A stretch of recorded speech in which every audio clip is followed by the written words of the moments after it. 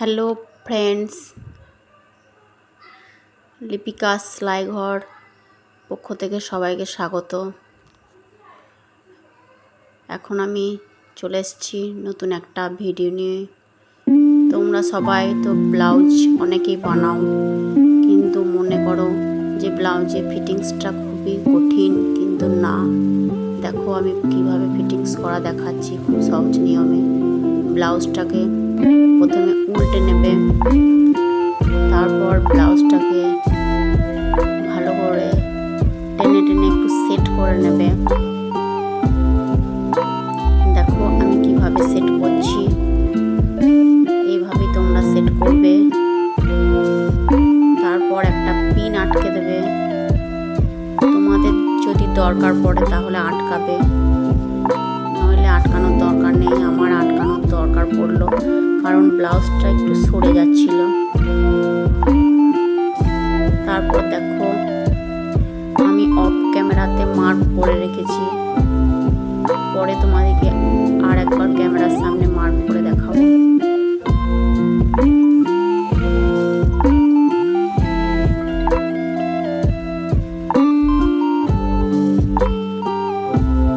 যখন তোমরা হাতা কাটিং করেছিলে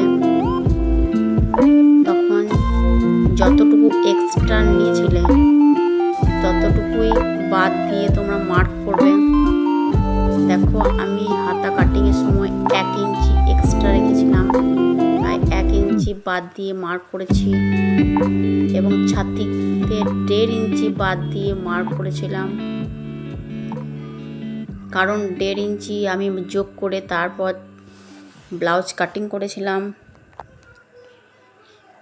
দেখো কোমর দিকেও তাই, কোমরে আমি 2 ইঞ্চি এক্সট্রা নিয়েছিলাম, আমার যা মাপ ছিল তার থেকে 2 ইঞ্চি এক্সট্রা নিয়েছিলাম, তাই আমি 2 ইঞ্চি বাদ দিয়েছি। আর ছাতিতে আমি 1.5 ইঞ্চি এক্সট্রা নিয়েছিলাম, তাই 1.5 ইঞ্চি বাদ দিয়েছি।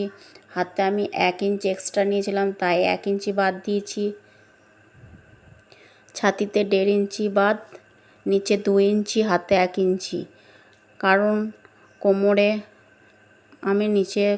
আমি 2 ইঞ্চি নিয়েছিলাম, কারণ কাস্টমার আমাকে বলেছিল দিদি ভাই একটু বড় করে দেবে, তাই আমি 2 ইঞ্চি নিচে নিয়েছিলাম। ছাতিতে 1.5 ইঞ্চি, হাতে 1 ইঞ্চি, তাই সব যতটুকু নিয়েছিলে ততটুকু বাদ দিয়ে মার্ক করে নেবে। এবার দেখো আমি সমান করে ধরে ডাঁটটিকে উপর দিকে দিয়ে আমি একটা সেলাই বসিয়ে দিচ্ছি মার্ক অনুযায়ী। তোমরাও এভাবে মার্ক দেবে, দিয়ে সমান করে সেই অনুযায়ী একটা দাগ কেটে নিয়ে সেই বরাবর সেলাই বসিয়ে দেবে।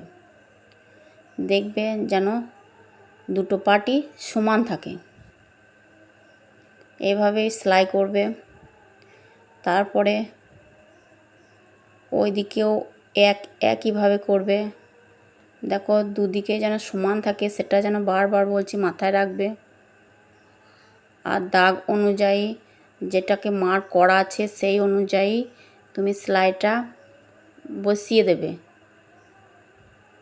দেখো ওর ডাঁটটিকে আমি উপর দিকে সমান করে ধরছি।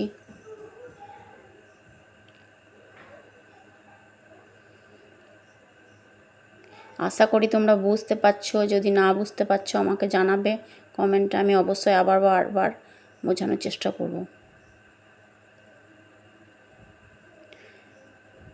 তারপর তোমাদেরকে সোজা করে দেখাচ্ছি যে ব্লাউজটা কেমন হয়েছে।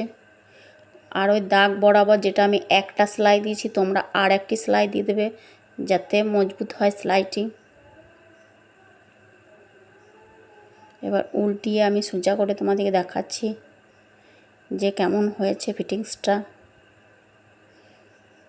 আশা করি তোমরা বুঝতে পেরেছো। দেখো ওটা সমান সমান এসছে, যখন দেখবে এরকমভাবে সমান সমান চলে এসছে তখন তুমি বুঝতে পারবে যে নাট ফিটিংসটা আমার ভালো এসছে। আর যদি একটু আধটু ওঠানামা হয় কোনো অসুবিধা নেই, এভাবেই তোমরা ফিটিংস করবে। আমি এভাবেই ফিটিংস করি, তাই তোমাদেরকে আমি এভাবেই দেখালাম। আশা করি তোমাদের কাজে আসবে। এই ভিডিওটা ভালো করে ফলো করবে এবং স্কিপ না করে তোমরা দেখবে।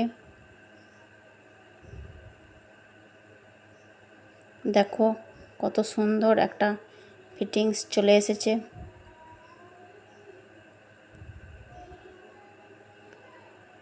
তাই ভালোভাবে তোমরা লক্ষ্য করে যেন ভিডিওটা ভালোভাবে দেখো এবং সাথে দেখো।